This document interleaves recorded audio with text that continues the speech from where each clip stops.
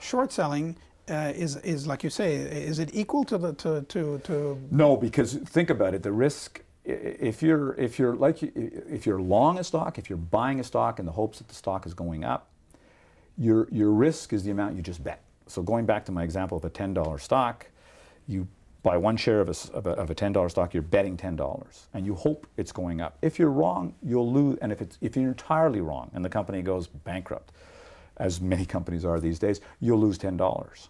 Conceivably, theoretically, if I go short that same stock at $10 in the hopes that it's going down to $2 or $3. You bought it, you borrowed it, sold it at 10. I borrowed it from a broker. I have to borrow it, I have to cover. There's regulations attached to shorting. So the average person shouldn't be afraid of what's going on with respect to shorting. There are serious rules that the SEC has created. So you sold it for 10. I sold it for 10. But I owe it now. Now I owe it. I have to cover. It's called covering. I have to buy it back one day. Yes. So if it doesn't go down, the risk for going short is it could go 10 to 20 to 30 to 40 to 50. Who knows? Because stocks do go up a lot. And then you really... Now I've lost 400% if the stock has gone from 10 to 50, right? Whereas my bet on a long is I can only lose what I bet. So short sellers have an appetite for risk, that's it. And a hedge fund manager who basically goes long and short have that appetite greater because they probably have the skill sets to manage both sides of that. Now short sellers are seen as vultures and bad news by entrepreneurs. When short sellers start to short your stock, it is bad news. It means they don't believe in you. What is the truth? And this was said about Lehman and Bear Stearns, that short sellers, of course, encourage the stock to go down through rumor, bad news, consistent hectoring, calling in on conference calls, really trying to talk it down. True or false? Short sellers get a very bad reputation. They really provide, if a company is not doing a good job or doing a good job, back to the $10, if the company's doing a good job, stock will go up. If a company and its management team is doing a bad job, the stock will go down. My attitude about shorting stocks is that we are helping price the company correctly.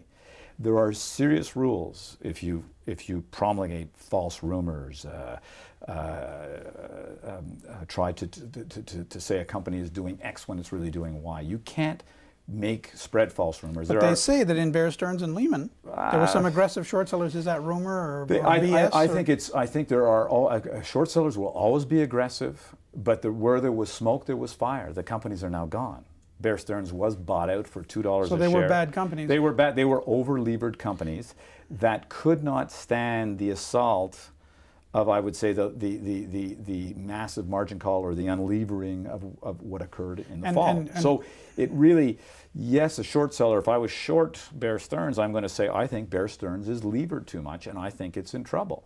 I'm going to talk to you as a professional. I'll share that information. But I'm getting that information from my understanding of Bear Stearns. And how about the idea that in a panic context, things change? The mere fact that short sellers stepped in, and it is said, and I read this in magazines, really have no proof, that they could easily threaten. They say, oh, the next guy is Morgan Stanley. We're going to, the mere fact that they would short was like a signal in a panic environment, and therefore they did a lot of harm. It is, and the point being that that's why, I think it was in September or October of 08, the SEC put a ban in a very troubled climate like we're in, and we just went through, particularly in the financial industry. You do not want to see a run on a bank, and a broker is like a bank. It's like Wells Fargo or any other bank. So, yeah, in a very tough climate, I could see short selling will accelerate the pressure on a stock, but it didn't. The fact that short sellers, you remember, short sellers at the peak in September of 08 were only 5% of the entire stock market. 5% of the volume was stocks being sold short. There is 95% of the volume of the stock market was just selling.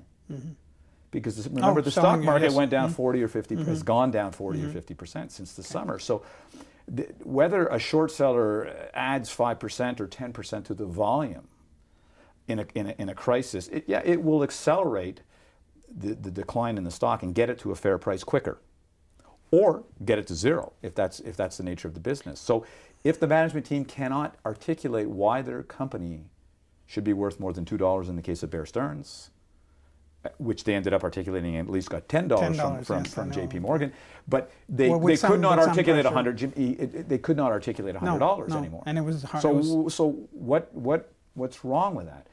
All the people who sold it down from 100, if you're long, you're selling, and everybody has been selling all summer, all fall. So it's not just these evil short sellers. They get blamed for the demise of the New York Yankees. I mean, it's got nothing to do. It's really. And you think that will return? It's a healthy, as you said. I think it's a healthy. I think what short selling does is it adds liquidity.